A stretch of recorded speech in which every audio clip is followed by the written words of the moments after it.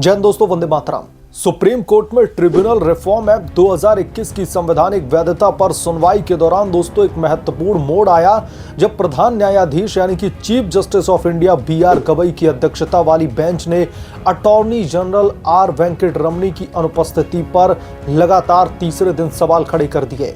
तीसरी बार गवई साहब गुस्से से आग बबूला हुए हैं। तीसरी बार अटॉर्नी जनरल की अनुपस्थिति के बावजूद कोर्ट ने दोस्तों 10 नवंबर को अंतिम सुनवाई के लिए जो है तारीख दे दी है और एडिशनल सॉलिसिटर जनरल यानी कि एएसजी ऐश्वर्या भाटी को निर्देश दिया है कि वो अटॉर्नी जनरल को सूचित करें। सीजीआई ने स्पष्ट कहा कि मामला बहुत जल्द निपटाया जाएगा ताकि ट्रिब्यूनलों की संरचना और स्वतंत्रता जैसे मुद्दों पर पारदर्शी फैसला हो सके। यह घटना दोस्तों न केवल न्यायिक प्रक्रिया की गंभीरता को रेखांकित करती है, बल्कि केंद्र सरकार के सुधार प्रयासों के संवैधानिक आधार को भी उजागर करती है और इसके साथ साथ ये भी सवाल खड़े करती है कि गवई साहब अपने ही कार्यकाल में इस पर फाइनल जो फैसला है वो देने के लिए क्यों आतुर हैं। आइए इस बहस की गहराई को समझते हैं। जहां पर सरकार का उद्देश्य न्यायिक दक्षता बढ़ाना है, वहीं याचिकाकर्ता स्वतंत्रता की रक्षा पर जोर दे रहा है। केंद्र सरकार द्वारा साल 2021 में दोस्तों लाया गया ट्रिब्यूनल रिफॉर्म्स एक्ट विभिन्न ट्रिब्यूनलों जैसे कि केंद्रीय प्रशासनिक ट्रिब्यूनल यानी कि सीएटी, राष्ट्रीय हरित ट्रिब्यूनल यानी कि एनजीटी और सशस्त्र बल ट्रिब्यूनल यानी कि एएफबी की संरचना को मजबूत बनाने का प्रयास है। इसका मुख्य उद्देश्य न्यायिक बोझ को कम करना और मामलों के निपटारे को तेज करना है, जो संविधान के मूल सिद्धांतों से जुड़ा है। संवैधानिक रूप से यह एक्ट अनुच्छेद 323A और 323B पर आधारित है। अनुच्छेद 323A प्रशासनिक मामलों के लिए दोस्तों ट्रिब्यूनलों की स्थापना की अनुमति देता है ताकि हाई कोर्ट और सुप्रीम कोर्ट पर दबाव कम हो।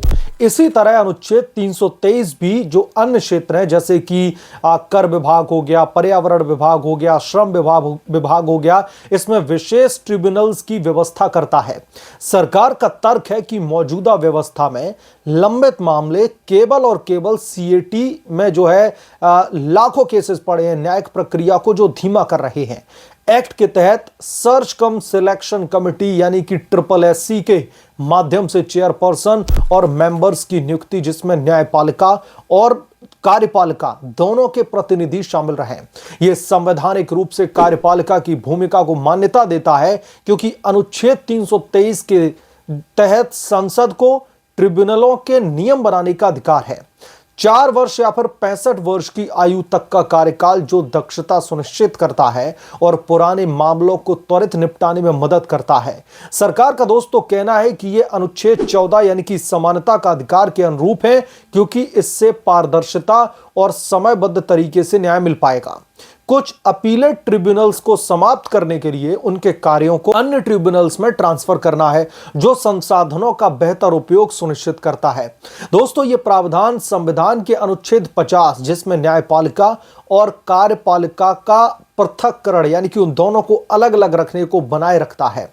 कार्यपालिका को प्रशासनिक दक्षता के लिए आवश्यक है भूमिका देता है। वहीं सरकार का दोस्तों मानना यह भी है कि ये सुधार न्यायपालिका को मजबूत बनाते हैं, ना कि कमजोर बनाते हैं, जैसा कि विपक्ष इस देश में एजेंडा चला रहा है, जिसके तहत याचिकाएं दाखिल की गई और जिस पर सीजीआई गवई सुनवाई करके गुस्से में बिफर रहे हैं, क्योंकि ट्रिब्यूनल हाई कोर्ट के बोझ को कम करके सुप्रीम कोर्ट को संवैधानिक मामलों पर फोकस करने देता है। दूसरी ओर दोस्तों जो याचिका करता है, जिसमें कि वरिष्ठ वकील प्रशांत भूषण जैसे नाम शामिल हैं, उनका तर्क है कि एक्ट ट्रिब्यूनल्स की स्वतंत्रता को प्रभावित कर सकता है। उनका कहना है कि नियुक्तियों में कार्यपालिका की प्रमुख भूमिका अनुच्छेद 14 और अनुच्छेद 50 का उल्लंघन है, क्योंकि इससे पूर्वाग्रह का खतरा बढ़ता है। कार्यालय की सीमा और अपील के सीमित रास्ते, जैसे कि हाई कोर्ट में अपील बंद हो जाएगी, उसके वो न्यायिक स्थायित्व के खिलाफ हैं। मानते हैं कि ये चिंताएं वैध हैं, क्योंकि ट्रिब्यूनल संवैधानिक न्याय के पूरक हैं और उनकी स्वायत्तता सुनिश्चित करना लोकतंत्र की बुनियाद है। कोर्ट दोस्तों इस बहस को संतुलित रखते हुए दोनों पक्षों की तरफ जो है विचार कर रहा है, लेकिन जो गवई साहब का गुस्सा बार बार मोदी सरकार पर फूट रहा है, इस पर उन्हें तीखी आलोचनाओं का सामना करना पड़ रहा है। अब उनके दोनों पक्षों को संतुलित रखते हुए वो विचार कर रहे हैं ताकि सुधार न्याय की अखंडता को प्रभावित ना करे। आज की भी सुनवाई में दोस्तों chief justice of India B R. Gavai, justice Suryakant और जस्टिस सतीश चंद्र शर्मा की बेंच के समक्ष additional solicitor general Aishwarya Bhati ने स्थगन की मांग की, यानी कि स्टे की मांग की, क्योंकि अटॉर्नी जनरल अंतर्राष्ट्रीय मध्यस्थता में व्यस्त थे।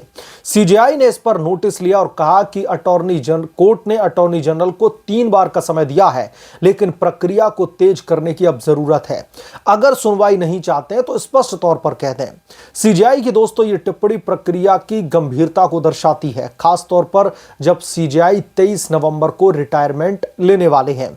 कोर्ट ने एडिशनल सॉलिसिटर जनरल को अटॉर्नी जनरल को सुनिश्चित करने का निर्देश दिया है ताकि सोमवार को पक्ष रखा जा सके।